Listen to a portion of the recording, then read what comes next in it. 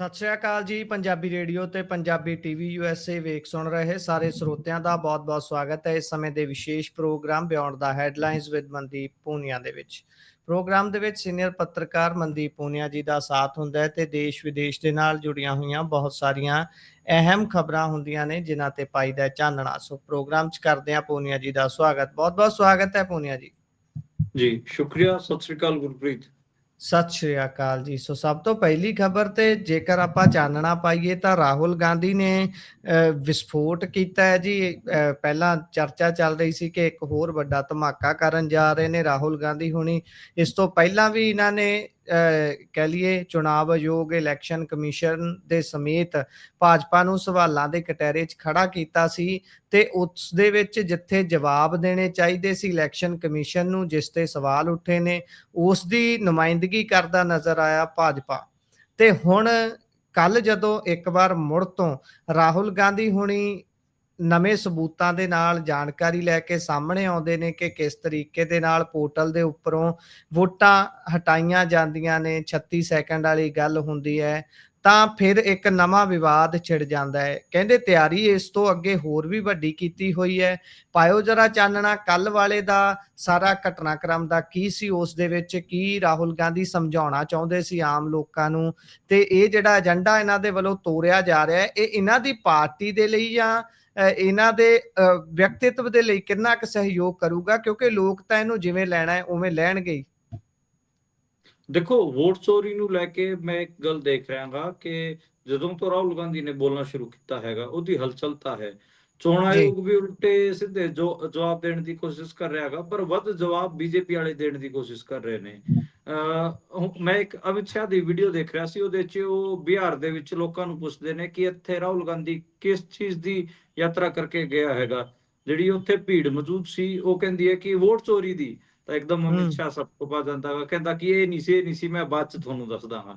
ਤਾਂ ਉਹ ਹੂੰ ਵੀਡੀਓ ਤੋਂ ਸਮਝ ਆਉਂਦਾ ਵਾ ਕਿ ਰਾਹੁਲ ਗਾਂਧੀ ਜਿਹੜਾ ਵੋਟ ਚੋਰੀ ਵਾਸਤੇ ਰੌਲਾ ਪਾ ਰਿਹਾ ਹੈਗਾ, ਉਹ ਜਿਹੜੀ ਬੀਜੇਪੀ ਦੀ ਵੀ ਕਰਾਊਡ ਹੈ ਉਹਦੇ 'ਚ ਵੀ ਉਹਦੀ ਮੈਸੇਜਿੰਗ ਹੈ। ਕੱਲ ਜੀ ਰਾਹੁਲ ਗਾਂਧੀ ਨੇ ਇੱਕ ਦੁਬਾਰੇ ਤੋਂ 1 ਘੰਟੇ ਦੀ ਪ੍ਰੈਸ ਕਾਨਫਰੰਸ ਕੀਤੀ। ਉਹੀ ਉਹਨਾਂ ਦਾ ਪੁਰਾਣਾ ਸਟਾਈਲ, ਉਹਨਾਂ ਨੇ ਪ੍ਰੋਜੈਕਟਰ ਤੇ ਪ੍ਰੈਜੈਂਟੇਸ਼ਨ ਚਲਾ ਕੇ ਸਾਰਾ ਕੁਝ ਦਿਖਾਇਆ। ਕਰਨਾਟਕਾ ਦੀ ਇੱਕ ਵਿਧਾਨ ਸਭਾ ਸੀਟ ਸੀ ਅਲੰਦ, ਉੱਥੇ ਤਕਰੀਬਨ 6000 ਵੋਟਰਾਂ ਦੇ ਨਾਂ ਹਟਾਉਣ ਦੀ ਕੋਸ਼ਿਸ਼ ਹੋਈ। ਉਹਦੇ 'ਚ ਇੱਕ ਗੱਲ ਉਹਨਾਂ ਨੇ ਹੋਰ ਵੀ ਦਿਖਾਈ ਕਿ ਸਵੇਰੇ 4 ਵਜੇ ਮਤਲਬ VOTING ਤੋਂ ਕੁਝ ਘੰਟੇ ਪਹਿਲਾਂ ਹੀ 2 ਵੋਟਰਸ ਦੇ ਨਾਂ ਡਿਲੀਟ ਕਰਨ ਦੀ ਕੋਸ਼ਿਸ਼, ਉਹ ਸਾਰਾ ਕੁਝ ਦਿਖਾਇਆ ਉਹਨਾਂ ਨੇ। ਕੁਝ ਜਿਹੜੇ ਵੋਟਰ ਸੀਗੇ ਉਹ ਮੰਚ ਤੇ ਵੀ ਬੁਲਾਏ, ਸਟੇਜ ਤੇ ਵੀ ਬੁਲਾਏ, ਜਿਨ੍ਹਾਂ ਦੇ ਨਾਂ ਡਿਲੀਟ ਕਰ ਦਿੱਤੇ ਗਏ ਸੀਗੇ। ਤੇ ਹੂੰ ਉਹਨਾਂ ਦਾ ਕਹਿਣਾ ਸੀਗਾ ਕਿ ਸਾਰੇ ਕਾਂਗਰਸ ਦੇ ਵੋਟਰ ਸੀਗੇ, ਇਹਨਾਂ ਨੂੰ ਟਾਰਗੇਟ ਕੀਤਾ ਗਿਆ ਤੇ ਟਾਰਗੇਟ ਸੈਂਟਰਲਾਈਜ਼ਡ ਸਿਸਟਮ ਨਾਲ ਟਾਰਗੇਟ ਕੀਤਾ ਗਿਆ। ਉਹਨਾਂ ਨੇ ਇਹ ਵੀ ਕਿਹਾ ਕਿ ਜਿਹੜੇ ਮੁੱਖ ਚੋਣ ਕਮਿਸ਼ਨਰ ਨੇ ਗਣੇਸ਼ ਕੁਮਾਰ, ਉਹਨਾਂ ਦੇ ਉਲਟ ਵੀ ਉਹਨਾਂ ਕੋਲ ਸਿੱਧੇ ਸਬੂਤ ਹਨ, ਪਰ ਉਹ ਕਿਤੇ ਨਾ ਕਿਤੇ ਬਚਦੇ ਫਿਰ ਰਹੇ ਨੇ ਤੇ ਉਲਟੇ ਸਿੱਧੇ ਜਵਾਬ ਦੇ ਰਹੇ ਨੇ। ਉਹਨਾਂ ਨੇ ਇਹ ਆਰੋਪ ਵੀ ਲਾਇਆ। ਹਾਂ, ਇਹ ਗੱਲ ਠੀਕ ਹੈ ਕਿ ਚੋਰ ਦੀ ਦਾਢੀ 'ਚ ਤਿਨਕੇ ਵਾਲੀ ਗੱਲ ਹੈ। ਮਤਲਬ ਆਰੋਪ ਚੋਣ ਆਯੋਗ ਤੇ ਲੱਗਦੇ ਨੇ ਤੇ ਜਵਾਬ ਬੀਜੇਪੀ ਵਾਲੇ ਉਛਲ ਕੇ ਦਿੰਦੇ ਨੇ। ਇਹ ਗੱਲ ਤੁਸੀਂ ਸਹੀ ਕੀ।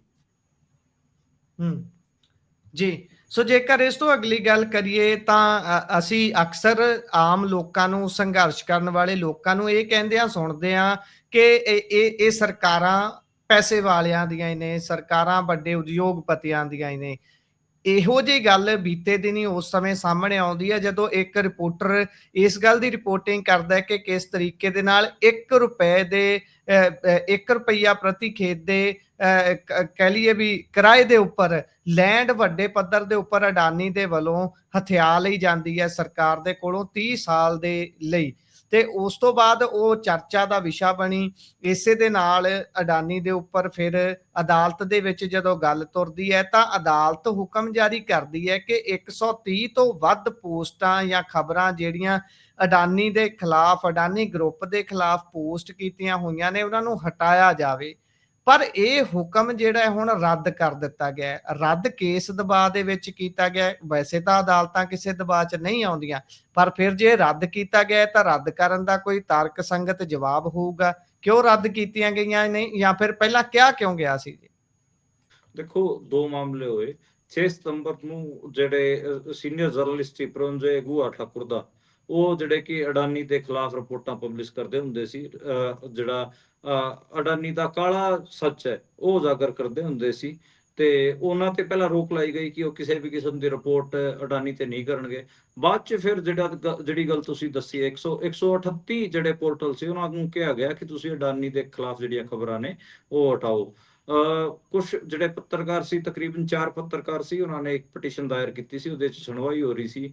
ਫਿਰ ਉਹਦੇ 'ਚ ਜਿਹੜਾ ਸੁਨੀਲ ਚੌਧਰੀ ਨਾਂ ਦਾ ਇੱਕ ਜ਼ਿਲ੍ਹੇ ਦਾ ਆਪਾਂ ਕਹਿ ਲਈਏ ਕਿ ਜੱਜ ਸੀਗਾ, ਉਹਨੇ ਪੁੱਛ ਲਿਆ ਅਡਾਨੀ ਦੇ ਵਕੀਲਾਂ ਨੂੰ ਕਿ ਦੱਸੋ ਭਾਈ ਤੁਹਾਡੇ ਸ਼ੇਅਰ ਕਿੱਥੇ ਗਿਰੇ ਜੇ ਇਹਨਾਂ ਨੇ ਖਬਰਾਂ ਲਾਤੀਆਂ, ਤੁਹਾਡੀ ਮਾਨਹਾਨੀ ਕਿਵੇਂ ਹੋਈ, ਤੁਸੀਂ ਕੋਰਟ ਤੋਂ ਕਿਸ ਕਿਸਮ ਦੀ ਰਾਹਤ ਦੀ ਉਮੀਦ ਕਰਦੇ ਹੋ। ਮੈਨੂੰ ਤਾਂ ਜੀ, ਨਹੀਂ ਲੱਗ ਰਿਹਾ ਕਿ ਇਹ ਜਿਹੜੀਆਂ ਖਬਰਾਂ ਨੇ ਇਹਨਾਂ ਤੋਂ ਤੁਹਾਨੂੰ ਕੋਈ ਨੁਕਸਾਨ ਪਹੁੰਚਿਆ ਹੋਗਾ, ਮਾਨਹਾਨੀ ਹੋਈ ਹੈ। ਤਾਂ ਆਪਣੇ ਫੈਕਟਸ ਤੇ ਗੱਲ ਕਰ ਰਹੇ ਨੇ, ਬਤਾਓ ਦੱਸੋ ਇਹਦੇ ਵਿੱਚ ਕੀ ਹੈ। ਤਾਂ ਮਤਲਬ ਕੁਝ ਜੱਜ ਹੁੰਦੇ ਨੇ ਜਿਨ੍ਹਾਂ ਦੇ ਹਜੇ ਵੀ ਸਪਾਈਨ ਹੈਗੀ ਆ। ਇਸ ਤੋਂ ਪਹਿਲਾਂ ਜਿਹੜਾ ਇੱਕ ਸਪਾਈਨਸ ਜੱਜ ਰਿਹਾ ਹੋਊਗਾ ਉਹਨੇ ਕਹਿਤਾ ਸੀਗਾ ਕਿ ਅਡਾਨੀ ਦੇ ਖਿਲਾਫ ਕੋਈ ਕੁਝ ਵੀ ਪਬਲਿਸ਼ ਨਹੀਂ ਕਰੂਗਾ, ਲੇਕਿਨ ਇਹ ਸੁਨੀਲ ਚੌਧਰੀ ਨਾਂ ਦਾ ਇੱਕ ਡਿਸਟ੍ਰਿਕਟ ਸੀਗਾ ਜੱਜ, ਸਿਵਲ ਜੱਜ ਸੀਗਾ, ਤੇ ਉਹਨੇ ਫਿਰ ਸਪਾਈਨ ਦਿਖਾਈ ਤੇ ਉਹਨੇ ਪੁੱਛ ਲਿਆ ਅਡਾਨੀ ਵਾਲਿਆਂ ਨੂੰ, ਦੱਸੋ ਇੱਥੇ ਤੁਹਾਡੀ ਇਹਦੇ ਚ ਕੀ, ਤੁਹਾਨੂੰ ਕੀ ਦਿੱਕਤ ਆਈ ਹੈ, ਕਿਸ ਕਿਸਮ ਦੀ ਜੀ, ਰਾਹਤ ਤੁਹਾਨੂੰ ਕੋਰਟ ਦਵੇ, ਦੱਸੋ ਤੁਸੀਂ ਆਪ ਹੀ ਦੱਸ ਦਿਓ। ਜੀ, ਉਹ ਕਹਿੰਦੇ ਕਿ ਜੀ ਵੀਡੀਓ ਹਟਾ ਦਿਓ। ਕਹਿੰਦੇ ਵੀਡੀਓ ਚ ਕੁਝ ਤਾਂ ਕੁਝ ਹੈ ਹੀ ਨਹੀਂ, ਇਹਨਾਂ ਨੇ ਤਾਂ ਆਪਣੇ ਫੈਕਟਸ ਰੱਖਤੇ, ਇਹ ਤਾਂ ਇਹ ਪੱਤਰਕਾਰ ਇਹ ਕੰਮ ਨਹੀਂ ਕਰਨਗੇ ਤਾਂ ਹੋਰ ਕੌਣ ਕਰਨਗੇ, ਰਾਹਤ ਦੱਸੋ ਹੂੰ, ਤੁਹਾਨੂੰ ਕੀ ਦੀਏ। ਤਾਂ ਉਹ ਮਤਲਬ ਇੱਕ ਹਿਸਾਬ ਨਾਲ ਸੱਤ ਕਪਾ ਗਏ। ਹਾਲਾਂਕਿ ਜਿਹੜੀ ਰਾਹਤ ਦਿੱਤੀ ਗਈ ਹੈ ਉਹ ਸਿਰਫ ਉਹਨਾਂ 4 ਪੱਤਰਕਾਰਾਂ ਨੂੰ ਹੀ ਦਿੱਤੀ ਗਈ ਹੈ ਜਿਹੜੇ ਕਿ ਜਿਨ੍ਹਾਂ ਨੇ ਪਟੀਸ਼ਨ ਮੂਵ ਕੀਤੀ ਸੀ। ਦੇਖਦੇ ਹਾਂ ਕਿ ਅੱਗੇ ਬਣਦਾ ਕੀ ਹੈ। ਇਹਨਾਂ ਮਾਮਲਿਆਂ 'ਚ ਹੋਰ ਵੀ ਸੁਣਵਾਈਆਂ ਹੋਣੀਆਂ ਨੇ। ਜਿਹੜੇ ਪਰੰਜਾ ਗੁਹਾ ਠਾਕਰ ਤਾਂ ਹੈਗੇ ਆ, ਉਹ ਦਿੱਲੀ ਹਾਈ ਕੋਰਟ 'ਚ ਗਏ ਨੇ, ਉਹਨਾਂ ਨੇ ਵੀ ਇੱਕ ਅਡਾਨੀ ਦੇ ਉਸ ਫੈਸਲੇ ਦੇ ਉਲਟ ਇੱਕ ਪਟੀਸ਼ਨ ਦਾਇਰ ਕੀਤੀ ਹੈ। ਦੇਖਦੇ ਹਾਂ ਉਹਨਾਂ ਦੇ ਮਾਮਲੇ 'ਚ ਕੀ ਫੈਸਲਾ ਹੁੰਦਾ ਗਾ। ਜੀ। ਸੋ ਵੇਖਾਂਗੇ ਬਣਦਾ ਕੀ ਹੈ। ਉਧਰ ਉਮਰ ਖਾਲਿਦ ਦੇ ਸਮੇਤ ਕਈ ਮੁਸਲਿਮ ਪੋਲੀਟੀਕਲ ਪ੍ਰਿਜ਼ਨਰਸ ਦੀ ਜ਼ਮਾਨਤ ਯਾਚੀਕਾ ਤੇ ਸੁਣਵਾਈ ਟਲ ਗਈ ਹੈ। ਕੀ ਹੈ ਜੀ ਕਾਰਨ ਇਸ ਸੁਣਵਾਈ ਦੇ ਟਲ ਜਾਣ ਦਾ? ਦੇਖੋ, ਦਿੱਲੀ ਹਾਈ ਕੋਰਟ 'ਚ ਪਹਿਲਾਂ ਇਹਨਾਂ ਦੀ ਬੇਲ ਅਰਜੀ ਲਾਈ ਗਈ ਸੀਗੀ ਤੇ 12 ਸਤੰਬਰ ਨੂੰ ਉਹਨਾਂ ਦੇ ਉਲਟ ਫੈਸਲਾ ਸੁਣਾ ਦਿੱਤਾ ਗਿਆ ਸੀਗਾ। ਫਿਰ ਇਹਨਾਂ ਦੇ ਵਕੀਲ ਬੇਸਿਕਲੀ ਸੁਪਰੀਮ ਕੋਰਟ ਇਹਨਾਂ ਨੇ ਮੂਵ ਕੀਤਾ ਸੀਗਾ। ਅੱਜ ਉਹਨਾਂ ਉਸ ਚੀਜ਼ ਦੀ ਸੁਣਵਾਈ ਹੋਈ ਸੀ। ਇਸ ਮਾਮਲੇ 'ਚ ਕੋਰਟ ਅੱਜ ਸੁਣਵਾਈ ਕਰ ਰਿਹਾ ਸੀਗਾ, ਤੇ ਸੁਣਵਾਈ ਕਰਦਿਆਂ ਇਹ ਗੱਲ ਸਾਹਮਣੇ ਆਈ ਕਿ ਹਜੇ ਬਹੁਤ ਸਾਰੀਆਂ ਚੀਜ਼ਾਂ ਬਾਰੇ ਹੋਰ ਗੱਲ ਹੋਣੀ ਹੈ ਤੇ 22 ਸਤੰਬਰ ਤੱਕ ਇਹਨੂੰ ਟਾਲ ਦਿੱਤਾ ਗਿਆ। 22 ਸਤੰਬਰ ਨੂੰ ਹੋਰ ਇਹਦੇ ਬਾਰੇ ਸੁਣਵਾਈ ਹੋਊਗੀ। ਇਹ ਜਿਹੜਾ ਕੇਸ ਹੈ ਉਹ ਆਪਾਂ ਨੂੰ ਪਤਾ ਕਿ ਦਿੱਲੀ 'ਚ ਜਿਹੜਾ ਸਾਲ 2020 'ਚ CNRC ਦਾ ਅੰਦੋਲਨ ਚੱਲਿਆ ਸੀ, ਉਦੋਂ ਜਿਹੜੇ ਸਟੂਡੈਂਟ ਲੀਡਰ ਸੀ JNU ਦੇ ਜਾਂ ਫਿਰ ਜਾਮੀਆ ਮਿਲੀਆ ਇਸਲਾਮੀਆ ਯੂਨੀਵਰਸਿਟੀ ਦੇ, ਇਹ ਸੀਗੇ ਮੁੰਡੇ ਤੇ ਕੁੜੀਆਂ, ਇਹਨਾਂ ਨੂੰ ਗ੍ਰਿਫਤਾਰ ਕੀਤਾ ਹੋਇਆ। ਉਮਰ ਖਾਲਿਦ, ਸਰਜੀਲ ਇਮਾਮ, ਮਿਰਾਨ ਹੈਦਰ, ਗੁਲਫਿਸਾ, ਫਾਤਿਮਾ, ਸਿਫਾ ਉਰ ਰਹਿਮਾਨ, ਇਹ ਕਈ ਸਾਰੇ ਜਣੇ ਹੈਗੇ ਜਿਹੜੇ ਕਿ ਨੌਜਵਾਨ ਮੁੰਡੇ ਸੀਗੇ। ਕੋਈ PhD ਕਰ ਰਿਹਾ ਸੀ, ਕੋਈ ਲਾਅ ਦੀ ਡਿਗਰੀ ਲੈ ਰਿਹਾ ਸੀਗਾ। ਪਿਛਲੇ 5 ਸਾਲਾਂ ਤੋਂ ਇਹ ਜੇਲ੍ਹਾਂ 'ਚ ਬੰਦ ਨੇ ਤੇ ਹੁਣ ਤਾਂ 6ਵਾਂ ਸਾਲ ਸ਼ੁਰੂ ਹੋ ਚੁੱਕਿਆ ਗਾ। ਤੇ ਨਾ ਤਾਂ ਇਹਨਾਂ ਦੇ ਕੇਸ 'ਚ ਕੋਈ ਚਾਰਜ ਸ਼ੀਟ ਦਾਖਲ ਕੀਤੀ ਗਈ ਹੈ ਦਿੱਲੀ ਪੁਲਿਸ ਵੱਲੋਂ, ਨਾ ਕੋਈ ਕੇਸਾਂ ਦੀ ਸੁਣਵਾਈ ਸ਼ੁਰੂ ਹੋਈ ਹੈ। ਇਸ ਕਰਕੇ ਜਿਹੜੀ ਡਿਫਾਲਟ ਬੇਲ ਦੀ ਡਿਮਾਂਡ ਇਹ ਪਾਰਟੀਆਂ ਕਰ ਰਹੀਆਂ ਨੇ, ਇਹਨਾਂ ਤੇ ਲੋਕ ਕਰ ਰਹੇ ਨੇ। ਜੇ ਮੇਰੇ ਤੋਂ ਪੁੱਛੋ, ਕਿਉਂਕਿ ਮੈਂ ਉਹ ਸਾਰੇ ਪ੍ਰੋਟੈਸਟ ਨੂੰ ਕਵਰ ਕੀਤਾ ਸੀਗਾ, ਤਾਂ ਦੇਖੋ ਇਹ ਜਿਹੜੇ ਮੁੰਡੇ ਸੀਗੇ ਇਹਨਾਂ ਦਾ ਤੁਹਾਨੂੰ ਕੁਝ ਨਹੀਂ ਨਿਕਲ ਕੇ ਆਣਾ, ਨਾ ਇਹ ਕਿਸੇ ਬਲਕਿ ਇਹ ਤਾਂ ਸਾਰੇ ਗਾਂਧੀਵਾਦੀ ਕਿਸਮ ਦੇ ਨੇ। ਤਾਂ ਜਿਹੜੇ ਉਹ ਨਹੀਂ ਹੁੰਦੇ ਅੰਦੋਲਨਾਂ 'ਚ ਇਹ ਕਹਿੰਦੇ ਫਿਰਦੇ ਹੁੰਦੇ ਆ ਕਿ ਭਾਈ ਆਪਾਂ ਸਾਰਾ ਕੁਝ ਸ਼ਾਂਤੀ ਨਾਲ ਕਰਨਾਗਾ, ਸਬਰ ਨਾਲ ਕਰਨਾਗਾ, ਆਪਾਂ ਕੁਝ ਨਹੀਂ ਕਰਨਾ, ਅੱਗੇ ਨਹੀਂ ਵਧਣਾ, ਉਸ ਕਿਸਮ ਦੇ ਮੁੰਡੇ ਸੀਗੇ। ਪਰ ਜੀ, ਕਿਉਂਕਿ ਸਟੇਟ ਨੂੰ ਸੂਟ ਕਰਦਾ ਸੀਗਾ, ਮੁਸਲਮਾਨ ਮੁੰਡੇ ਸੀ, ਇਹਨਾਂ ਨੂੰ ਅਗਲੇ ਨੇ ਰਗੜਤਾ।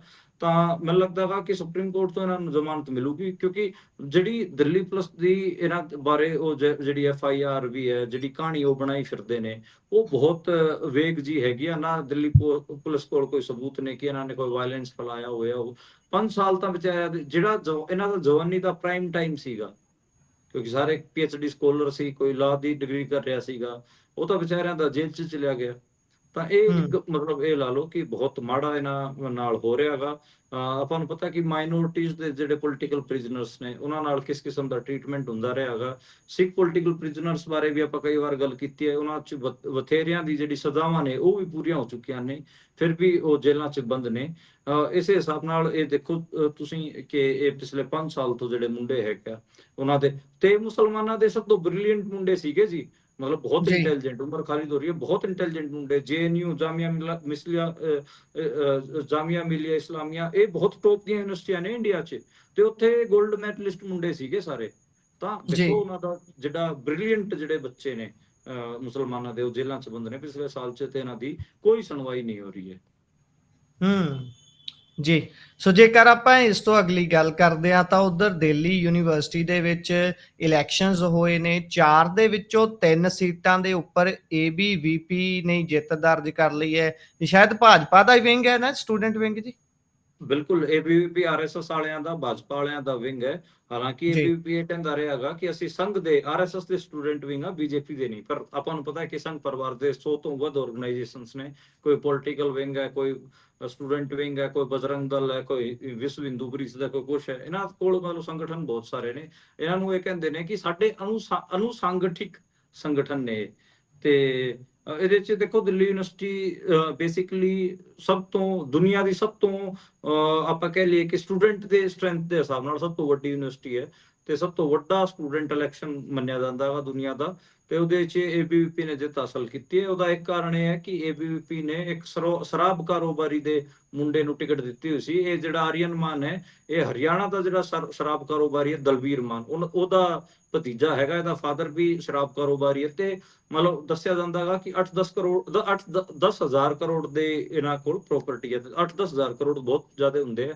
ਸੰਜੇ ਜੀ, ਦੱਤ ਤੋਂ ਲੈ ਕੇ ਹੋਰ ਜਿਹੜੇ ਬਾਲੀਵੁੱਡ ਤੇ ਐਕਟਰ ਐਕਟਰੈਸ ਸੀ, ਰਣਦੀਪ ਹੁੱਡਾ, ਸਾਰੇ ਇਸ ਮੁੰਡੇ ਵਾਸਤੇ ਆਪਾਂ ਕਹਿ ਲਈਏ ਕਿ ਪ੍ਰਚਾਰ ਕਰਨ ਆਏ ਹੋਏ ਸੀ। ਇਸ ਮੁੰਡੇ ਨੇ ਪੈਸਾ ਵੀ ਖੂਬ ਵੰਡਿਆ।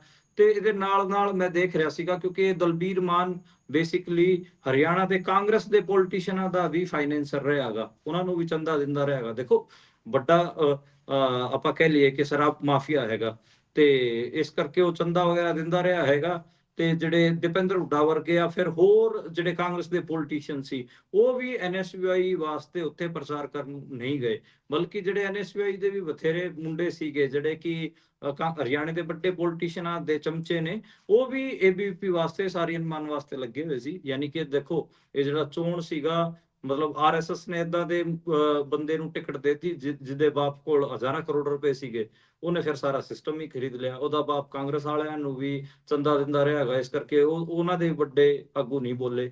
ਤਾਂ ਇਹ ਇੱਕ ਦੇਖੋ ਜੀ, ਹੈ ਤਾਂ ਮਾੜੀ ਗੱਲ। ਇਸੇ ਕਿਸਮ ਦਾ ਆਪਾਂ ਨੂੰ ਪੰਜਾਬ ਯੂਨੀਵਰਸਿਟੀ 'ਚ ਵੀ ਦੇਖਣ ਨੂੰ ਮਿਲਿਆ ਸੀਗਾ। ਇੱਥੇ ਵੀ ਉਹਨਾਂ ਨੇ ਬਹੁਤ ਪੈਸਾ ਬਹਾਇਆ, ਤੇ ਇੱਥੇ ਵੀ ABVP ਜਿੱਤੀ ਸੀਗੀ।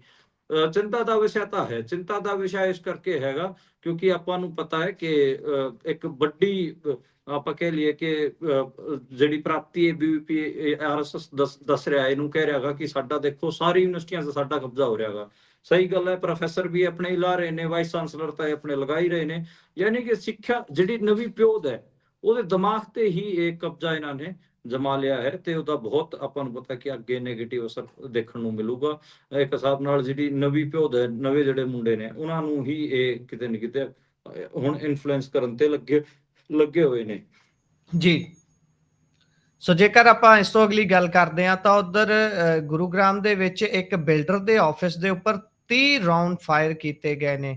30 ਰਾਉਂਡ ਬਹੁਤ ਜ਼ਿਆਦਾ ਹੁੰਦੇ ਨੇ। ਸ਼ੀਸ਼ੇ, ਲਗਜ਼ਰੀ ਗੱਡੀਆਂ, ਕਈ ਕੁਝ ਟੁੱਟਿਆ ਜੀ। ਹਾਂਜੀ, ਬੇਸਿਕਲੀ ਹਰਿਆਣੇ ਦੇ ਵਿੱਚ ਇਸ ਟਾਈਮ ਆਪਾਂ ਪਹਿਲਾਂ ਵੀ ਗੱਲ ਕਰ ਚੁੱਕੇ ਹਾਂ, ਗੈਂਗਸਟਰਵਾਦ ਦਾ ਚਰਮ ਚੱਲ ਰਿਹਾ ਹੈਗਾ। ਪੰਜਾਬ ਤੋਂ ਵੀ ਵੱਧ ਜੇ ਗੈਂਗਸਟਰਵਾਦ ਆਪਾਂ ਨੂੰ ਦੇਖਣ ਨੂੰ ਮਿਲ ਰਿਹਾ ਹੈਗਾ, ਤਾਂ ਉਹ ਹਰਿਆਣੇ 'ਚ ਦੇਖਣ ਨੂੰ ਮਿਲ ਰਿਹਾ ਹੈਗਾ। ਆਪਾਂ ਨੂੰ ਪਿਛਲੇ ਕੁਝ ਦਿਨਾਂ ਪਹਿਲਾਂ ਆਪਾਂ ਨੇ ਦੇਖਿਆ ਸੀਗਾ ਕਿ ਅਬੋਹਰ ਦਾ ਜਿਹੜਾ ਵਪਾਰੀ ਸੀ, ਵੀਰਬੈਲ ਵਾਲੇ ਜਿਹੜੇ ਕੱਪੜੇ ਸ਼ੋਰੂਮ ਵਾਲੇ, ਉਹਨਾਂ ਨੂੰ ਵੀ ਜੀ, ਮਾਰਤਾ ਸੀਗਾ ਗੈਂਗਸਟਰਾਂ ਨੇ। ਹੁਣ ਇਹ ਜਿਹੜਾ ਗੈਂਗਸਟਰ ਦੱਸਿਆ ਜਾ ਰਿਹਾ ਹੈਗਾ, ਇਹਨੂੰ ਦੀਪਕ ਨੰਦ ਵਾਲੇ ਦਾ ਨਾਂ ਹੈ। ਤੇ ਇਹਨੇ ਕੁਝ ਟਾਈਮ ਪਹਿਲਾਂ ਬਾਲੀਵੁੱਡ ਦੇ ਸਿੰਗਰ ਫਜ਼ੀਲਪੁਰੀਆ ਦੇ ਉੱਪਰ ਵੀ ਇਹਨੇ ਫਾਇਰਿੰਗ ਕੀਤੀ ਸੀ, ਉਹ ਤੋਂ ਵੀ ਇਹਨੇ ਪ੍ਰੋਟੈਕਸ਼ਨ ਮੰਗੀ ਸੀ। ਹੁਣ ਦੱਸਿਆ ਜਾ ਰਿਹਾ ਹੈਗਾ ਕਿ ਗੜਗਾਉਂ ਦਾ ਬਹੁਤ ਵੱਡਾ ਬਿਲਡਰ MNR ਬਿਲਡਰ, ਉਹਦੇ ਆਫਿਸ ਤੇ ਮਤਲਬ ਫਾਇਰਿੰਗ ਕੀਤੀ। ਉਹਦੀ ਜਿਹੜੀ ਲੰਬੋਰਗਨੀ, ਫਰਾਰੀ, ਇਸ ਕਿਸਮ ਦੀਆਂ ਗੱਡੀਆਂ ਸੀ, ਉਹਨਾਂ ਦੇ ਸ਼ੀਸ਼ੇ ਵੀ ਤੋੜੇ ਨੇ। 30 ਰਾਉਂਡ ਫਾਇਰਿੰਗ ਕੀਤੀ ਹੈ। ਕੁਝ ਦਿਨ ਪਹਿਲਾਂ ਜਿਹੜਾ ਉਹ ਬਿਗ ਬੋਸ ਵਾਲਾ LVS ਯਾਦਵ ਹੈ, ਉਹਦੇ ਘਰੇ ਵੀ ਫਾਇਰਿੰਗ ਹੋਈ ਸੀ, ਉਹ ਵੀ ਆਪਾਂ ਨੂੰ ਪਤਾ ਹੈ। ਤਾਂ ਮਤਲਬ ਇਸ ਕਿਸਮ ਦੇ ਕੇਸ ਵੱਧ ਰਹੇ ਨੇ। ਜਿਹੜੇ ਹਾਈ ਪ੍ਰੋਫਾਈਲ ਬਿਜ਼ਨਸਮੈਨ ਨੇ, ਉਹਨਾਂ ਨੂੰ ਵੀ ਛੱਡ ਨਹੀਂ ਰਹੇ, ਉਹਨਾਂ ਤੋਂ ਵੀ ਪ੍ਰੋਟੈਕਸ਼ਨ ਮਨੀ ਮੰਗ ਰਹੇ ਨੇ।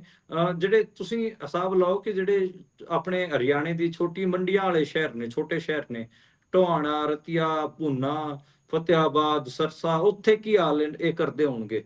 ਤੁਸੀਂ ਆਪ ਹੂੰ, ਹਿਸਾਬ ਲਾਓ, ਜਦੋਂ ਇੰਨੀ ਵੱਡੀ ਇਸ ਨੂੰ ਤਾਂ ਮਿਲੇਨੀਅਮ ਸਿਟੀ ਕਿਹਾ ਜਾਂਦਾ ਗੁੜਗਾਉਂ ਨੂੰ, ਤਾਂ ਇਹ ਤਾਂ ਬਹੁਤ ਵੱਡੀ ਸਿਟੀ ਹੈ ਉਸ ਹਿਸਾਬ ਨਾਲ। ਉੱਥੇ ਹੀ ਏਡਾ ਇਹ ਪਟਾਕੇ ਪਾ ਰਹੇ ਨੇ, ਤਾਂ ਛੋਟੇ ਜਿਹੜੇ ਆਪਣੀ ਮੰਡੀ ਉਹਨਾਂ ਨਾਲ ਇਹ ਕੀ ਕਰਦੇ ਹੋਣਗੇ, ਤੁਸੀਂ ਆਪ ਹਿਸਾਬ ਲਗਾਓ। ਤਾਂ ਜੀ, ਇਸ ਜੀ। ਟਾਈਮ ਹਰਿਆਣੇ 'ਚ 80 ਤੋਂ ਵੱਧ ਜਿਹੜੇ ਗੈਂਗਸ ਨੇ ਉਹ ਆਪਰੇਟ ਕਰ ਰਹੇ ਨੇ। ਹਰਿਆਣੇ 'ਚ ਗੈਂਗਸਟਰਵਾਦ ਦੀ ਇਸ ਟਾਈਮ ਸਿਖਰ ਚੱਲ ਰਹੀ ਹੈ, ਤੇ ਸਰਕਾਰਾਂ ਗਾਇਬ ਨੇ ਇਸ ਸਾਰੇ ਮਾਮਲੇ 'ਚ। ਜੀ।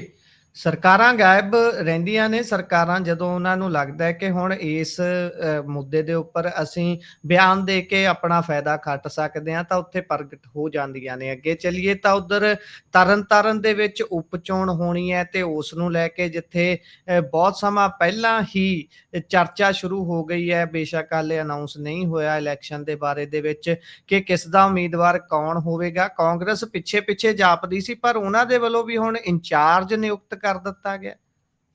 ਦੇਖੋ, ਤਰਨਤਾਰਨ ਦੀ ਜਿਹੜੀ ਸੀਟ ਹੈ ਉਹ ਹੌਟ ਸੀਟ ਇਸ ਵਾਰ ਆਪਾਂ ਨੂੰ ਦੇਖਣ ਨੂੰ ਮਿਲੂਗੀ। ਜਿਹੜਾ ਬਾਈ ਇਲੈਕਸ਼ਨ ਉਹ ਬਹੁਤ ਜ਼ਿਆਦਾ ਆਈ ਬੋਲਸ ਨੂੰ ਕੈਚ ਕਰੂਗਾ। ਉਹਦਾ ਇੱਕ ਰੀਜ਼ਨ ਹੈ ਕਿ ਉੱਥੋਂ ਉਹ ਜਿਹੜਾ ਇਲਾਕਾ ਹੈਗਾ ਉਹ ਖਡੂਰ ਸਾਹਿਬ ਤੋਂ ਸਾਂਸਦ ਅੰਮ੍ਰਿਤਪਾਲ ਸਿੰਘ ਹੋਣਾ ਦਾ ਇਲਾਕਾ ਹੈਗਾ। ਉਹ ਵੀ ਉਹਨਾਂ ਦੀ ਪਾਰਟੀ ਵੀ ਪਹਿਲੀ ਵਾਰ ਵਿਧਾਨ ਸਭਾ ਚੋਣਾਂ 'ਚ ਪਾਰਟਿਸਿਪੇਟ ਕਰੂਗੀ।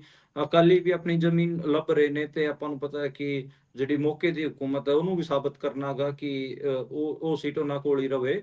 ਤੇ ਹੁਣ ਕਾਂਗਰਸ ਵੀ ਕਹਿ ਰਹੀ ਹੈ ਕਿ ਅਸੀਂ 2027 ਦੇ ਬਹੁਤ ਤਗੜੇ ਦਾਅਵੇਦਾਰ ਹੈਗੇ, ਇਸ ਕਰਕੇ ਇਸ ਨੂੰ ਬਹੁਤ ਚੰਗੇ ਤਰੀਕੇ ਨਾਲ ਇਸ ਚੋਣ ਨੂੰ ਲੜਾਂਗੇ। ਜਿਹੜੇ ਪੰਜਾਬ ਦੇ ਸਾਬਕਾ ਕੈਬਨਿਟ ਮਿਨਿਸਟਰ ਰਹੇ ਨੇ, ਸੁਖਵਿੰਦਰ ਸਿੰਘ ਸੁਖ ਸਰਕਾਰੀਆ ਜੀ, ਨਾਲ ਤੋਂ ਉਹ ਜ਼ਿਆਦਾ ਫੇਮਸ ਨੇ, ਉਹਨਾਂ ਨੂੰ ਇੰਚਾਰਜ ਫੇਮਸ। ਲਾਇਆ ਗਿਆ ਹੈਗਾ। ਤੇ ਜਿਹੜੇ ਦੱਸਿਆ ਜਾ ਰਿਹਾ ਹੈਗਾ ਕਿ ਜਿਵੇਂ ਆਮ ਆਦਮੀ ਪਾਰਟੀ ਹੈ ਉਹ ਪਹਿਲਾਂ ਹੀ ਇੱਥੇ ਜਿਹੜੇ ਸੁਰਜੀਤ ਸਿੰਘ ਜਾਣੀ ਉਹ ਵੀ ਮੰਤਰੀ ਰਹੇ ਨੇ ਪੰਜਾਬ ਸਰਕਾਰ 'ਚ, ਉਹਨੂੰ ਇੰਚਾਰਜ ਨਿਯੁਕਤ ਕਰ ਚੁੱਕੀ ਹੈ।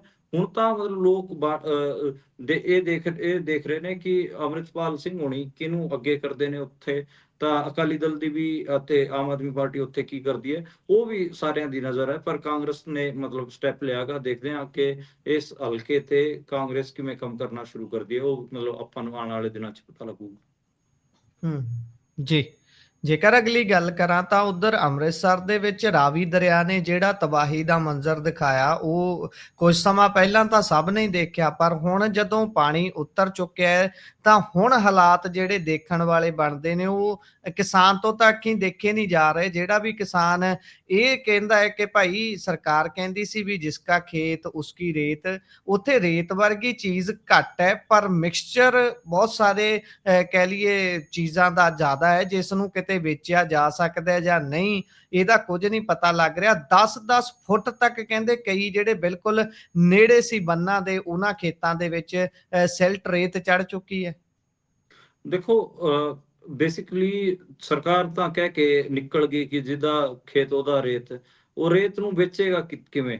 ਇਹਦਾ ਇੱਕ ਵੱਡਾ ਕੁਐਸਚਨ ਹੈ। 10-10 ਫੁੱਟ ਜਿਹੜਾ ਰੇਤ ਹੈ, ਬਿਲਕੁਲ ਸਹੀ ਕਿਹਾ ਤੁਸੀਂ। ਜਿਹੜੇ ਦਰਿਆ ਦੇ ਕੰਢੇ ਜਿਹੜੇ ਖੇਤ ਸੀਗੇ, ਨਾਲ ਲੱਗਦੇ ਜਿਹੜੇ ਖੇਤ ਸੀ, ਉੱਥੇ ਤਾਂ 10-10 ਫੁੱਟ ਰੇਤ ਚੜਿਆ ਹੋਇਆ ਹੈਗਾ। ਇਹ ਵੀ ਗੱਲ ਸਹੀ ਹੈ ਕਿ ਉਹ ਰੇਤੇ ਤੋਂ ਵੱਧ ਗਾਦ ਜ਼ਿਆਦੇ ਹੈਗੀ ਆ। ਕਈ ਖੇਤਾਂ 'ਚ ਰੇਤਾ ਵੀ ਹੈਗਾ, ਮਤਲਬ ਉਹ ਰੇਤੇ ਵਾਲੇ ਜਿਹੜੇ ਖੇਤ ਨੇ ਉਹ ਤਾਂ 10% ਨੇ। 90% ਜਿਹੜੇ ਖੇਤਾਂ 'ਚ ਚੜਿਆ ਹੋਇਆ ਹੈਗਾ ਉਹ ਗਾਦ ਬੇਸਿਕਲੀ ਹੁੰਦਾ ਮਿਕਸਚਰ। ਜੀ, ਚਿਕਨੀ ਮਿੱਟੀ ਦਾ ਮਿਕਸਚਰ, ਉਹਦੇ 'ਚ ਰੇਤੇ ਦਾ ਮਿਕਸਚਰ ਹੈ, ਛੋਟੀ ਲਾਲ ਬਜਰੀ ਦਾ ਮਿਕਸਚਰ ਹੈ, ਰੋੜੀ ਦਾ ਮਿਕਸਚਰ ਹੈ, ਤੇ ਆਪਣੀ ਜਿਹੜੀ ਕੱਚੀ ਪਹਾੜੀ ਦਾ ਜਿਹੜਾ ਰੇਤ ਹੁੰਦਾ ਗਾ ਉਹਦਾ ਮਿਕਸਚਰ ਹੈ। ਤਾਂ ਉਹਨੂੰ ਜੇ ਆਪਾਂ ਦੇਸੀ ਭਾਸ਼ਾ 'ਚ ਕਹਿਣਾ ਹੋਵੇ ਤਾਂ ਉਹ ਗਾਦ ਬਣ ਜਾਂਦੀ ਹੈ। ਉਹ ਗਾਦ ਇਕੱਠੀ ਹੋ ਰੱਖੀ ਹੈ। ਉਹ ਗਾਦ ਮਤਲਬ ਦਲਦਲ ਵੀ ਪੈਦਾ ਕਰਦੀ ਹੈ, ਉਹ ਵੀ ਆਪਾਂ ਨੂੰ ਪਤਾ ਹੈ। ਤੇ ਉਹ ਕਿੱਥੇ ਵੇਚੀ ਜਾਊਗੀ, ਕਿਵੇਂ ਵੇਚੀ ਜਾਊਗੀ, ਉਹ ਤਾਂ ਪਤਾ ਹੀ ਨਹੀਂ। ਮੈਂ ਤਾਂ ਇੱਕ ਕਿਸਾਨ ਦਾ ਖੇਤ ਦੇਖ ਰਿਹਾ ਸੀ, ਉਹ ਉਸਨੇ ਕਮਾਦ ਬੀਜੀ ਹੋਈ ਸੀ। ਉਹ ਕਮਾਦ ਦੇ ਮਤਲਬ ਪੂਰਾ ਕਮਾਦ ਦਾ ਆਪਾਂ ਨੂੰ ਪਤਾ ਹੈ ਕਿ ਜਦੋਂ ਫੁੱਲ ਉਹਦਾ ਜਿਹੜਾ ਪੌਦਾ ਹੋ ਜਾਂਦਾ ਹੈ ਕਮਾਦ ਜਿਹੜਾ ਇੱਕ ਆਪਾਂ ਕਹੀਏ ਗੰਨਾ ਜਿਹੜਾ ਹੁੰਦਾ ਗਾ, ਉਹ ਤਕਰੀਬਨ 10-12 ਫੁੱਟ ਦਾ ਹੋ ਜਾਂਦਾ ਗਾ। ਉਹ 10-12 ਫੁੱਟ ਦਾ ਜਿਹੜਾ ਕਮਾਦ ਸੀਗਾ, ਉਹਦੇ ਸਿਰਫ ਉੱਪਰਲੇ 1-2 ਫੁੱਟ ਹੁੰਦੇ ਨਾ, ਉਹ ਦਿਖ ਰਹੇ ਸੀਗੇ। ਉਹ ਤੋਂ ਪਤਾ ਲੱਗਦਾ ਕਿੰਨਾ ਜਿਹੜਾ ਰੇਤਾ ਹੈ ਉਹ ਚੜਿਆ ਹੋਇਆ ਹੈ, ਕਿੰਨੀ ਜਿਹੜੀ ਇਹ ਗਾਦ ਇਹ ਚੜੀ ਹੋਈ ਹੈ ਖੇਤਾਂ 'ਚ। ਤੇ ਬਹੁਤ ਮੁਸ਼ਕਿਲ ਹੋਊਗੀ ਕਿਸਾਨਾਂ ਨੂੰ ਇਸ ਨਾਲ ਨਜਿੱਠਣਾ, ਬਹੁਤ ਦਿੱਕਤਾਂ ਦਾ ਸਾਹਮਣਾ ਕਰਨਾ ਪਊਗਾ। ਤੇ ਮੈਨੂੰ ਲੱਗਦਾ ਗਾ ਕਿ ਕਾਫੀ ਮਸ਼ੱਕਤ ਕਰਨੀ ਪਊਗੀ। ਜੇ ਸਟੇਟ ਐਂ ਪੱਲਾ ਝਾੜ ਕੇ ਬੈਠਾ ਰਿਹਾ ਤਾਂ ਫਿਰ ਕਿਸਾਨਾਂ ਦੇ ਵੱਸ ਦਾ ਰੋਗ ਇਹ ਹੈ ਨਹੀਂ। ਮੈਂ ਇਹ ਵੀ ਦੇਖ ਰਿਹਾ ਸੀਗਾ ਕਿ ਜਿਹੜੇ ਹਰਿਆਣੇ ਦੀ ਜਿਹੜੀ ਐਗਰੀਕਲਚਰ ਯੂਨੀਵਰਸਿਟੀ ਹੈ, ਉਹਨਾਂ ਉੱਥੇ ਇੱਕ ਪ੍ਰੋਫੈਸਰ ਨੇ ਵਿਨੇ ਮਹਿਲਾ, ਉਹਨਾਂ ਨੇ ਸਾਰੀ ਫਸਲਾਂ ਦੀ ਜਿਹੜੀ ਆਪਾਂ ਕਹਿ ਲਈਏ ਕਿ ਜਿਹੜੀ ਪ੍ਰੋਡਕਸ਼ਨ ਕੋਸਟ ਹੈ ਉਹ ਪਾ ਰੱਖੀ ਸੀਗੀ। ਉਹ ਉਹਨਾਂ ਨੇ ਲਿਖਿਆ ਹੋਇਆ ਸੀਗਾ ਕਿ ਕਿੰਨੀ ਕਿੰਨੀ ਪ੍ਰੋਡਕਸ਼ਨ ਕੋਸਟ ਇੱਕ ਫਸਲ ਦੀ ਪੈਂਦੀ ਹੈ, ਤਾਂ ਜੀ, ਤੇ ਸਰਕਾਰਾਂ ਮੁਆਵਜ਼ਾ ਕਿੰਨਾ ਦੇ ਰਹੀਆਂ ਨੇ। ਉਹਨਾਂ 'ਚ ਬਹੁਤ ਜ਼ਿਆਦਾ ਅੰਤਰ ਸੀਗਾ। ਉਹ ਕਹਿ ਰਹੇ ਸੀਗੇ ਕਿ ਘੱਟੋ ਘੱਟ ਜਿਹੜੀ ਪ੍ਰੋਡਕਸ਼ਨ ਕੋਸਟ ਹੈ ਉਹ ਤਾਂ ਕਿਸਾਨ ਨੂੰ ਮਿਲਣੀ ਚਾਹੀਦੀ। ਉਹ ਕਹਿ ਰਹੇ ਸੀਗੇ ਘੱਟੋ ਘੱਟ 50,000 ਰੁਪਏ ਤੱਕ ਕਿਸਾਨਾਂ ਨੂੰ ਪ੍ਰਤੀ ਏਕੜ ਮੁਆਵਜ਼ਾ ਮਿਲਣਾ ਚਾਹੀਦਾ, ਪਰ ਸਰਕਾਰਾਂ 17-18,000 15,000 ਤੱਕ ਹੀ ਨਵੇੜ ਰਹੀਆਂ ਨੇ। ਉਹਦਾ ਨੁਕਸਾਨ ਕਿਤੇ ਇੱਕ ਵੱਡਾ ਨੁਕਸਾਨ ਆਪਾਂ ਨੂੰ, ਵੱਡੀ ਮਾਰ ਆਪਾਂ ਨੂੰ ਕਿਸਾਨ ਦੇ ਆਪਾਂ ਕਹੀਏ ਕਿ ਇਹ ਖਾਲੀ ਕਿਸਾਨ ਤੇ ਮਾਰ ਨਹੀਂ ਹੈ, ਇਹਨੂੰ ਕਹੋ ਕਿ ਰੂਰਲ ਇਕੋਨਮੀ ਤੇ ਮਾਰ ਹੈ। ਜੀ। ਜਿਹੜੀ ਆਪਣੀ ਪੇਂਡੂ ਅਰਥ ਵਿਵਸਥਾ ਹੈ, ਜਿਹੜਾ ਆਪਾਂ ਕਹੀਏ ਕਿ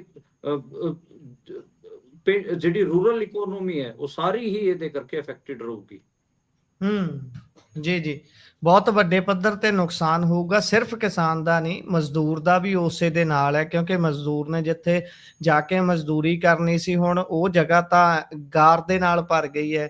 ਪਹਿਲਾਂ ਉਸ ਸਿਲਟ ਨੂੰ ਹਟਾਇਆ ਜਾਊ, ਉਸ ਤੋਂ ਬਾਅਦ ਖੇਤਾਂ ਦੀ ਵੰਡ, ਆਪਣੇ ਖੇਤ ਲੱਭਣੇ ਕਿ ਮੇਰੀ ਖੇਤ ਦੀ ਹੱਦਬੰਦੀ ਕੀ ਸੀ, ਉਹ ਵੀ ਇੱਕ ਉਸ ਤੋਂ ਬਾਅਦ ਨਵੇਂ ਤਰ੍ਹਾਂ ਦੀ ਸਮੱਸਿਆ ਖੜੀ ਹੋਊਗੀ। ਉਹਨੂੰ ਵੀ ਹੱਲ ਕਰਨਾ ਸਰਕਾਰ ਨੂੰ ਬਹੁਤ ਜ਼ਰੂਰੀ ਹੈ। ਸਾਰੇ ਦੇ ਸਾਰੇ ਮਾਲ ਵਿਭਾਗ ਨੂੰ ਉੱਧਰ ਝੋਕਣਾ ਪਊਗਾ ਲੰਬੇ ਸਮੇਂ ਦੇ ਲਈ। ਬਹੁਤ ਸਾਰੀਆਂ ਦਿੱਕਤਾਂ ਇਸ ਨੂੰ ਲੈ ਕੇ ਆਉਣਗੀਆਂ, ਪਰ ਦੇਖਦੇ ਹਾਂ ਸਰਕਾਰ ਨੇ ਸੈਸ਼ਨ ਸੱਦਿਆ, ਉਸ ਦੇ ਵਿੱਚ ਕੀ ਉਹ ਚੰਗੇ ਕਦਮ ਚੱਕਦੇ ਨੇ, ਉਹਦਾ ਵੀ ਫਿਰ ਵਿਸ਼ਲੇਸ਼ਣ ਤੁਹਾਡੇ ਕੋਲੋਂ ਲਵਾਂਗੇ। ਪਰ ਅੱਗੇ ਜੇਕਰ ਚੱਲੀਏ ਤਾਂ ਜਲੰਧਰ ਦੇ ਵਿੱਚ ਵੀ 10 ਪੰਚਾਇਤਾਂ ਨੇ ਪ੍ਰਵਾਸੀਆਂ ਦੇ ਕਹਿ ਲਈਏ ਵੀ ਪੂਰਨ ਤੌਰ ਤੇ ਕਿਨਾਰਾ ਹੀ ਕਰ ਲਿਆ, ਬਹਿਸ਼ਕਾਰ ਹਿੰਦੀ ਚ ਕਹਿ ਲਈਏ ਵੀ ਕਰ ਦਿੱਤਾ ਗਿਆ। ਉਹਨਾਂ ਦਾ ਆਧਾਰ ਕਾਰਡ ਦੇ ਜਿਹੜੇ ਆਉਂਦੇ ਨੇ ਪ੍ਰਸਤਾਵ ਲੈ ਕੇ, ਉਹਨਾਂ ਨੂੰ ਰੱਦ ਕਰਨ ਦੀ ਗੱਲ ਚੱਲ ਰਹੀ ਹੈ। ਹੁਸ਼ਿਆਰਪੁਰ 'ਚ ਤਾਂ ਬਹੁਤ ਵੱਡੇ ਪੱਧਰ ਤੇ ਪਹਿਲਾਂ ਹੀ ਹੋ ਚੁੱਕਾ ਸੀ 25 ਤੋਂ 30 ਪਿੰਡਾਂ ਦੇ ਵਿੱਚ, ਹੁਣ ਜਲੰਧਰ ਵਿੱਚ ਵੀ ਇਹ ਰੀਤ ਤੁਰ ਪਈ ਹੈ ਜੀ। ਦੇਖੋ, ਇਸ ਪੂਰੇ ਪੰਜਾਬ 'ਚ ਆਪਾਂ ਦੇਖ ਰਹੇ ਹਾਂ ਕਿ ਬਹੁਤ ਸਾਰੇ ਪਿੰਡ ਇਸ ਦੇ ਉਲਟ ਮਤਾ ਪਾ ਰਹੇ ਨੇ। ਪਿੰਡਾਂ ਦੀਆਂ ਪੰਚਾਇਤਾਂ ਬਹਿ ਰਹੀਆਂ ਨੇ ਤੇ ਜੀ, ਪਿੰਡਾਂ ਦੀ ਪੰਚਾਇਤਾਂ ਮਤਾ ਪਾ ਰਹੀਆਂ ਨੇ ਕਿ ਇਹਨਾਂ ਦੇ ਵੋਟਰ ਕਾਰਡ ਅਤੇ ਆਧਾਰ ਕਾਰਡ ਇੱਥੋਂ ਦੇ ਨਾ ਬਣਾਏ ਜਾਣ।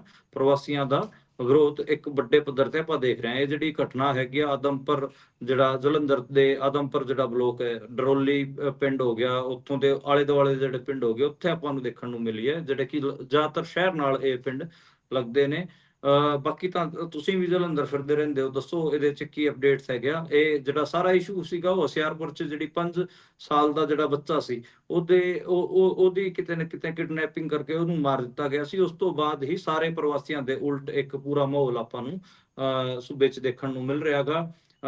ਇਹ ਪਹਿਲਾਂ ਵੀ ਇਸ ਕਿਸਮ ਦੇ ਇਸ਼ੂ ਆਉਂਦੇ ਰਹੇ ਹੈਗੇ ਆ, ਜਿਵੇਂ ਇਹਨੂੰ ਇੱਥੋਂ ਤੱਕ ਵੀ ਇਸ ਚੀਜ਼ ਨੂੰ ਕਾਊਂਟ ਕੀਤਾ ਜਾਂਦਾ ਵਾ ਕਿ ਕੀ ਪੰਜਾਬ ਦੀ ਜਿਹੜੀ ਡੈਮੋਗ੍ਰਾਫੀ ਹੈ ਉਹ ਬਦਲਣ ਜਾ ਰਹੀ ਹੈ, ਤੇ ਪ੍ਰਵਾਸੀਆਂ ਦੇ ਇੰਨੇ ਜ਼ਿਆਦਾ ਵੋਟ ਬਣ ਰਹੇ ਨੇ ਕਿ ਉਹ ਪੰਜਾਬ ਦੀ ਪੋਲਿਟਿਕਸ ਤੇ ਵੀ ਕੋਈ ਅਸਰ ਪਾਉਣਗੇ।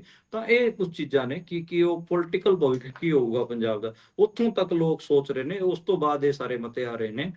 ਕਈ ਥਾਵਾਂ ਤੇ ਆਪਾਂ ਨੂੰ ਪਤਾ ਹੈ ਕਿ ਧੱਕਾ ਵੀ ਹੋ ਰਿਹਾ ਹੈਗਾ ਪ੍ਰਵਾਸੀਆਂ ਨਾਲ, ਪਰ ਜ਼ਿਆਦਾਤਰ ਜਿਹੜੇ ਕੰਸਰਨ ਨੇ, ਪੋਲੀਟੀਕਲ ਕੰਸਰਨ ਨੇ, ਉਹ ਤਾਂ ਮੈਨੂੰ ਜੈਨੂਇਨ ਹੀ ਲੱਗਦੇ ਨੇ। ਜਿਵੇਂ ਜਿਹੜਾ ਡੈਮੋਗ੍ਰਾਫੀ ਚੇਂਜ ਵਾਲਾ ਜਿਹੜਾ ਕੰਸਰਨ ਹੈ, ਉਹ ਤਾਂ ਜੈਨੂਇਨ ਹੈ, ਬਿਲਕੁਲ ਜੈਨੂਇਨ ਹੈ।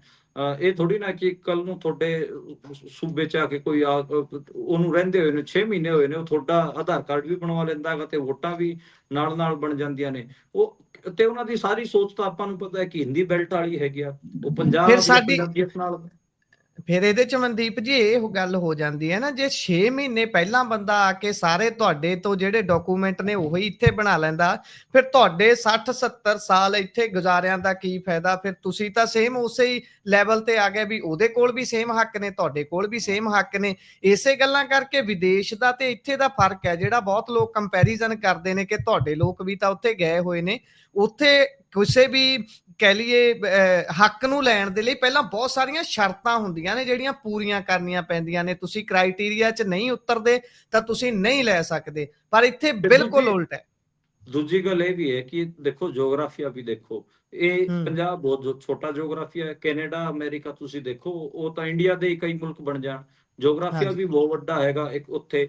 ਦੂਜੀ ਗੱਲ, ਉਹ ਜਾਂਦੇ ਸਾਰ ਹੀ 6 ਮਹੀਨਿਆਂ ਅੰਦਰ ਹੀ ਪੋਲੀਟੀਕਲ ਇੰਟਰਫੇਅਰ ਕਰਨ ਦਾ ਮੌਕਾ ਨਹੀਂ ਹੱਕ ਨਹੀਂ ਦਿੰਦੇ ਮਿਲਦਾ, ਬੰਦੇ ਨਹੀਂ ਨੂੰ। ਮਿਲਦਾ ਜੀ। ਹਾਂ, ਉਹਨੂੰ ਘੱਟੋ ਘੱਟ 15 ਸਾਲ ਲੱਗਦੇ ਨੇ ਬੰਦੇ ਨੂੰ ਉਸ ਜੋਗਾ ਹੋਣ ਵਾਸਤੇ। ਇੱਥੇ ਤਾਂ ਜੀ, 6 ਮਹੀਨੇ ਅੰਦਰ ਹੀ ਉਹ ਪੋਲੀਟੀਕਲ ਇੰਟਰਫੇਅਰ ਕਰਨ ਲੱਗ ਜਾਂਦਾ ਹੈਗਾ।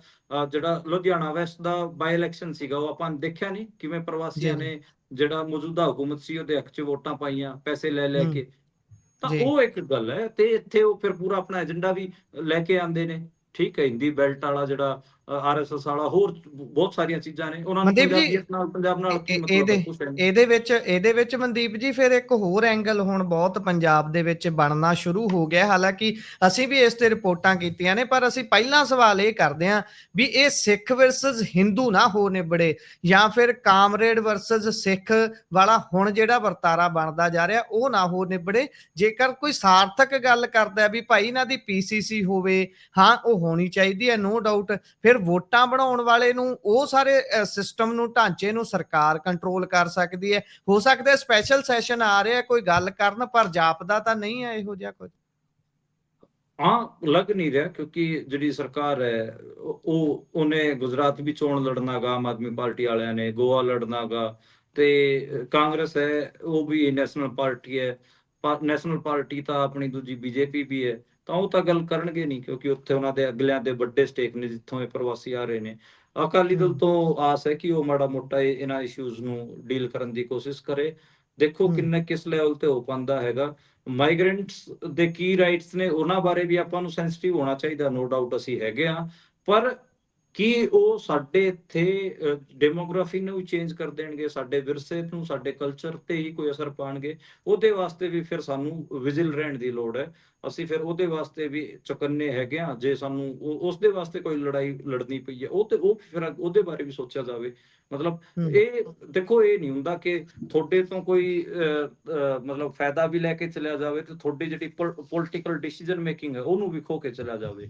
ਠੀਕ ਹੈ ਕਿ ਉਹ ਆਪਣਾ ਰੁਜ਼ਗਾਰ ਇੱਥੇ ਪਾਉਣ ਆਏ ਨੇ, ਜੀਵਨ ਦੀਆਂ ਨਵੀਂ ਸੰਭਾਵਨਾਵਾਂ ਤਲਾਸ਼ਣ ਆਏ ਨੇ, ਉਹ ਤਲਾਸ਼ਣ, ਆਪਣਾ ਰੋਜ਼ਗਾਰ ਕਰਨ। ਪਰ ਇਹ ਨਾ ਹੋਵੇ ਕਿ ਉਹ ਰੋਜ਼ਗਾਰ ਤੋਂ ਅੱਗੇ ਵੱਧ ਕੇ ਉਹ ਫਿਰ ਇਸ ਇਲਾਕੇ ਦੀ ਡੈਮੋਗ੍ਰਾਫੀ ਚੇਂਜ ਕਰਨ ਵੱਲ ਹੀ ਵੱਧ ਜਾਣ, ਤੇ ਉਹ ਆਪਾਂ ਕਹਿ ਲਈਏ ਕਿ ਕਲਚਰਲ ਜਿਹੜਾ ਪੂਰਾ ਚੇਂਜ ਹੈ ਉਹਨੂੰ ਵੀ, ਕਲਚਰ ਨੂੰ ਵੀ ਚੇਂਜ ਕਰਨ ਵੱਲ ਨਾ ਵੱਧ ਜਾਣ। ਇਹ ਇੱਕ ਵੱਡਾ ਮਤਲਬ ਮੁੱਦਾ ਰਹਿੰਦਾ ਹੈ। ਇੱਕ ਇੱਥੇ ਛੋਟਾ ਜਿਹਾ ਸਵਾਲ ਹੈ ਅਗਲੀ ਖਬਰ ਦੇ ਵੱਲ ਵਧਣ ਤੋਂ ਪਹਿਲਾਂ। ਬਹੁਤ ਸਾਰੇ ਲੋਕ ਇਹ ਟਿੱਪਣੀ ਕਰਦੇ ਨੇ ਵੀ ਭਾਈ ਜਿੱਦਾਂ ਪੰਜਾਬ 'ਚ ਤੁਸੀਂ ਸਰਕਾਰ ਨੂੰ ਭੰਡਦੇ ਹੋ ਕਿ ਸਰਕਾਰ ਕੁਝ ਨਹੀਂ ਕਰਦੀ, ਉਹਨਾਂ ਦੇ ਇਹ ਹਾਲਾਤ ਉਹਨਾਂ ਨੂੰ ਉੱਥੋਂ ਮਾਈਗ੍ਰੇਟ ਹੋਣ ਦੇ ਲਈ ਵੀ ਮਜਬੂਰ ਸਰਕਾਰਾਂ ਨੇ ਕੀਤਾ। ਉੱਥੇ ਰੋਜ਼ਗਾਰ ਦੇ ਸਾਧਨ ਨਹੀਂ ਸਨ, ਇਸ ਕਰਕੇ ਉਹਨਾਂ ਨੂੰ ਇੱਥੇ ਆਉਣਾ ਪਿਆ। ਵੀ ਸਰਕਾਰ ਦੇ ਵਿੱਚ ਕਹਿ ਲਈਏ ਵੀ ਬਹੁਤ ਸਾਰੀਆਂ ਕਮੀਆਂ ਸੀ, ਤਾਂ ਕਰਕੇ ਉਹ ਇੱਥੇ ਆ ਕੇ ਸੰਭਾਵਨਾਵਾਂ ਤਲਾਸ਼ਦੇ ਨੇ। ਫਿਰ ਜੇਕਰ ਉੱਥੇ ਦੀਆਂ ਸਰਕਾਰਾਂ ਦੀ ਇਹ ਨਾਕਾਮੀ ਹੈ, ਤਾਂ ਫਿਰ ਇੱਥੇ ਕਿੱਦਾਂ ਦੇਖੀਏ ਵੀ ਉਹਨਾਂ ਨੂੰ ਜਦੋਂ ਪੋਲੀਟੀਕਲ ਰਾਈਟ ਮਿਲ ਜਾਂਦਾ, ਪੋਲੀਟੀਕਲ ਇੰਟਰਫੇਰੈਂਸ ਦਾ ਰਾਈਟ ਮਿਲ ਜਾਂਦਾ ਹੈ, ਇਲੈਕਸ਼ਨ ਲੜਨ ਦਾ ਤੱਕ ਦਾ ਰਾਈਟ ਮਿਲ ਜਾਂਦਾ ਹੈ, ਫਿਰ ਉਹ ਫਿਰ ਉਹੋ ਜਿਹੀ ਡਿਸੀਜਨ ਮੇਕਿੰਗ ਕਰਨਗੇ ਇੱਥੇ ਵੀ ਜਿਹੋ ਜਿਹੀਆਂ ਉੱਥੇ ਚੋਣ ਕਰਦੇ ਸੀ ਲੋਕਾਂ ਦੀ? ਦੇਖੋ ਗੁਰਪ੍ਰੀਤ, ਸਿਰਫ ਔਰ ਸਿਰਫ ਜਿਹੜੀ ਪੋਲਿਟਿਕਸ ਹੈ ਉਹ ਇੰਨਾ ਪਰ ਨਹੀਂ ਹੁੰਦੀ ਕਿ ਉਹ ਤੁਹਾਨੂੰ ਐਮਪਲੋਇਮੈਂਟ ਦੇ ਦੇਵੇ, ਤੁਹਾਨੂੰ ਰੋਜੀ ਰੋਟੀ ਦੇ ਦੇਵੇ। ਉਸ ਤੋਂ ਥੋੜੀ ਵੱਧ ਵੀ ਹੁੰਦੀ ਹੈ।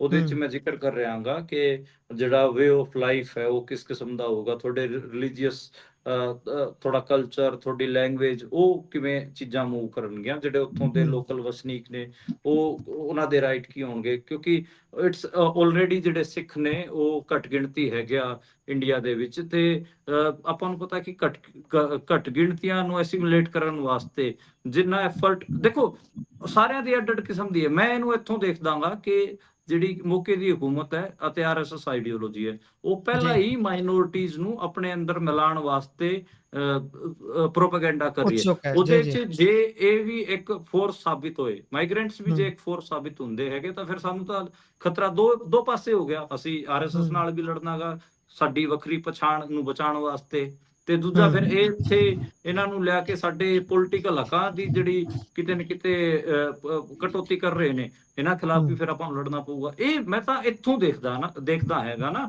ਕਿ ਇੰਡੀਆ ਦੇ ਵਿੱਚ ਸਿੱਖ ਕੌਣ ਨੇ? ਸਿੱਖ ਘੱਟ ਗਿਣਤੀ ਨੇ। ਅੱਛਾ, ਸਿੱਖਾਂ ਬਾਰੇ ਨਜ਼ਰੀਆ ਕੀ ਹੈ ਮੌਕੇ ਦੀ ਹਕੂਮਤ ਦਾ? ਸਿੱਖਾਂ ਬਾਰੇ ਨਜ਼ਰੀਆ ਉਹਨਾਂ ਦਾ ਇਹ ਕਿ ਇਹਨਾਂ ਨੂੰ ਆਪਣੇ ਚ ਰਲਾ ਲਓ, ਯਾਨੀ ਕਿ ਜਿਹੜਾ ਮੈਜੋਰਿਟੇਰੀਅਨਿਜ਼ਮ ਹੈਗਾ, ਮਾਈਨੋਰਿਟੀਜ਼ ਨੂੰ ਮੈਜੋਰਿਟੇਰੀਅਨਿਜ਼ਮ ਆਪਣੇ ਅੰਦਰ ਜਜ਼ਬ ਕਰਨਾ ਚਾਹੁੰਦਾ, ਆਪਣੇ ਅੰਦਰ ਉਹਨੂੰ ਖਾਣਾ ਚਾਹੁੰਦਾ ਹੈਗਾ। ਠੀਕ ਹੈ, ਇੱਕ one language, one nation, one religion ਕੀ ਇੱਕ ਉਹ ਥਿਉਰੀ ਨਾਲ ਤਾਂ ਅੱਗੇ ਨਹੀਂ ਵਧ ਰਹੇ। ਕੀ ਪੰਜਾਬੀ ਲੈਂਗੁਏਜ ਨੂੰ ਖਤਰਾ ਹੈਗਾ ਜਿਵੇਂ ਹਿੰਦੀ ਇੱਥੇ ਪਸਾਰੀ ਜਾਊਗੀ? ਕਿ ਜਿਵੇਂ ਵਨ ਰਿਲੀਜਨ ਹੈ ਜਿਹੜਾ ਉਹ ਅਗਲੇ ਕਹਿੰਦੇ ਨੇ ਕਿ ਸਿੱਖ ਵੀ ਤਾਂ ਹਿੰਦੂ ਹੀ ਨੇ, ਸਾਡਾ ਇੱਕ ਪੰਥ ਹੈ, ਕਿ ਉਹ ਇੱਕ ਖਤਰਾ ਹੈਗਾ? ਤਾਂ ਵਨ ਨੇਸ਼ਨ ਜਿਹੜੇ ਸੂਬੇ ਦੇ ਅਧਿਕਾਰ ਨੇ ਖਾਸ ਕਰ ਫੈਡਰਲ ਜਿਹੜੇ ਰਾਈਟਸ ਨੇ ਕਿ ਉਹਨਾਂ ਨੂੰ ਵੀ ਖਾਣ ਵੱਲ ਵਧਣਗੇ, ਇਸ ਕਿਸਮ ਦੇ ਖਦਸ਼ੇ ਨੇ। ਫਿਰ ਉੱਥੋਂ ਹੀ ਜਿਹੜੀ ਅਗਲੀ ਡਿਬੇਟ ਹੈ ਉਹ ਸ਼ੁਰੂ ਹੁੰਦੀ ਹੈ ਕਿ ਜਿਹੜਾ ਪੰਜਾਬੀਆਂ ਦਾ ਹੀ ਹੈ, ਪੰਜਾਬੀਅਤ ਕੀ ਪੰਜਾਬੀਆਂ ਤੇ ਖਤਰਾ ਹੈਗਾ, ਕਿ ਪੰਜਾਬ ਤੇ ਖਤਰਾ ਹੈਗਾ, ਕਿ ਇਹ ਉਸ ਤੋਂ ਅਗਲੀ ਫਿਰ ਉੱਥੋਂ ਹੀ ਉਹ ਜਿਹੜਾ ਆਪਾਂ ਜਿਹੜੀ ਗੱਲ ਕਰਦੇ ਹਾਂ ਕਿ ਡੈਮੋਗ੍ਰਾਫਿਕ ਚੇਂਜ ਦੀ, ਉਸ ਦੀ ਗੱਲ ਅੱਗੇ ਤੁਰਦੀ ਹੈਗੀ ਆ। ਮਤਲਬ ਇਹ ਇੰਨਾ ਸਿੰਪਲ ਨਹੀਂ ਹੈ ਕਿ ਆਪਾਂ ਸਿਰਫ ਕਹਿ ਦਈਏ ਕਿ ਨਹੀਂ ਪ੍ਰਵਾਸੀ ਖਤਮ ਕਰ ਦੇਣਗੇ। ਮੌਕੇ ਦੀ ਜਿਹੜੀ ਹਕੂਮਤ ਹੈ ਉਹਦੀ ਕੀ ਮਨਸ਼ਾ ਹੈਗੀ ਆ, ਤੇ ਕੀ ਉਹਦੀ ਮਨਸ਼ਾ ਦੀ ਪੂਰਤੀ ਕਰਨ ਵਾਸਤੇ ਹੀ ਇਹ ਸਾਰਾ ਕੁਝ ਹੋ ਰਿਹਾ ਹੈਗਾ।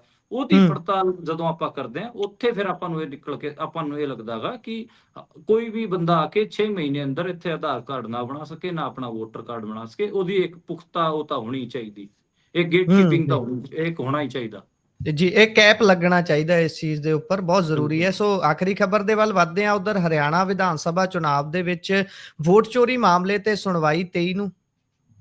ਹਾਂਜੀ, ਅੱਜ Punjab and Haryana high court 'ਚ ਸੁਣਵਾਈ ਸੀ, ਉਹ ਸੁਣਵਾਈ ਪੂਰੀ ਨਹੀਂ ਹੋ ਸਕੀ, ਤਾਂ ਹੁਣ 23 ਤਰੀਕ ਨੂੰ ਇਹਦੇ ਸੁਣਵਾਈ ਹੋਊਗੀ। ਤਕਰੀਬਨ 215 ਵੋਟਾਂ ਨੇ ਉਚਾਣਾ ਵਿਧਾਨ ਸਭਾ ਦੇ ਵਿੱਚ, ਜਿਨ੍ਹਾਂ ਨੂੰ ਪੋਸਟਲ ਵੋਟਾਂ ਸੀਗੀਆਂ, ਜਿਨ੍ਹਾਂ ਨੂੰ ਗਿਣਿਆ ਨਹੀਂ ਗਿਆ ਹੈਗਾ, ਉਹਦੀ ਗਿਣਤੀ ਵਾਸਤੇ ਕਾਂਗਰਸ ਦਾ ਜਿਹੜਾ ਕੈਂਡੀਡੇਟ ਹੈ ਉਹਨੇ ਇਹ ਪਟੀਸ਼ਨ ਪਾਈ ਸੀਗੀ। ਇਹਦੇ ਉਲਟ ਬੀਜੇਪੀ ਦੇ ਕੈਂਡੀਡੇਟ ਨੇ ਜਿਹੜਾ MLA ਬਣਿਆ ਹੋਇਆ ਹੈਗਾ ਉਹਨੇ ਪਟੀਸ਼ਨ ਪਾਈ ਸੀ ਕਿ ਇਹ ਰੀਕਾਊਂਟਿੰਗ ਨਾ ਹੋਵੇ, ਪਰ ਹਾਈ ਕੋਰਟ ਨੇ ਖਾਰਿਜ ਕਰਤੀ ਸੀ। ਤੇ ਚੋਰ ਦੀ ਦਾਢੀ ਚ ਤਿਨਕਾ, ਉਹ ਸਿਰਫ 32 ਵੋਟਾਂ ਤੋਂ ਜਿੱਤਿਆ ਹੋਇਆਗਾ। ਜੇ 215 ਵੋਟਾਂ ਦੀ ਰੀਕਾਊਂਟਿੰਗ ਹੁੰਦੀ ਹੈ ਤੇ ਇਹਦੇ ਚ ਜੇ ਕਾਂਗਰਸ ਵਾਲੇ ਨੂੰ ਵੱਧ ਵੋਟਾਂ ਮਿਲ ਜਾਂਦੀਆਂ ਨੇ ਤਾਂ ਫਿਰ ਮੈਨੂੰ ਲੱਗਦਾ ਹੈਗਾ ਕਿ ਜਿਹੜਾ ਇਲੈਕਸ਼ਨ ਦਾ ਰਿਜ਼ਲਟ ਉਹ ਵੀ ਪਲਟ ਸਕਦਾ ਹੈਗਾ, ਤੇ ਉਹ ਇੱਕ ਨੈਰੇਟਿਵ ਵੀ ਮਜ਼ਬੂਤ ਹੋਊਗਾ ਜਿਹੜਾ ਵੋਟ ਚੋਰੀ ਵਾਲਾ ਚੱਲ ਰਿਹਾ ਹੈਗਾ। ਦੇਖਦੇ ਹਾਂ 23 ਤਰੀਕ ਨੂੰ ਕੀ ਨਤੀਜੇ ਸਾਹਮਣੇ ਆਉਂਦੇ ਨੇ ਜੀ। ਸੋ ਵੇਖਾਂਗੇ ਬਣਦਾ ਕੀ ਹੈ। ਇਸੇ ਦੇ ਨਾਲ ਪ੍ਰੋਗਰਾਮ ਦਾ ਸਮਾਂ ਇੱਥੇ ਸਮਾਪਤ ਹੁੰਦਾ ਹੈ। ਤੁਸੀਂ ਜੁੜੇ ਜਾਣਕਾਰੀਆਂ ਸਾਂਝੀਆਂ ਕੀਤੀਆਂ, ਬਹੁਤ ਬਹੁਤ ਧੰਨਵਾਦ ਜੀ।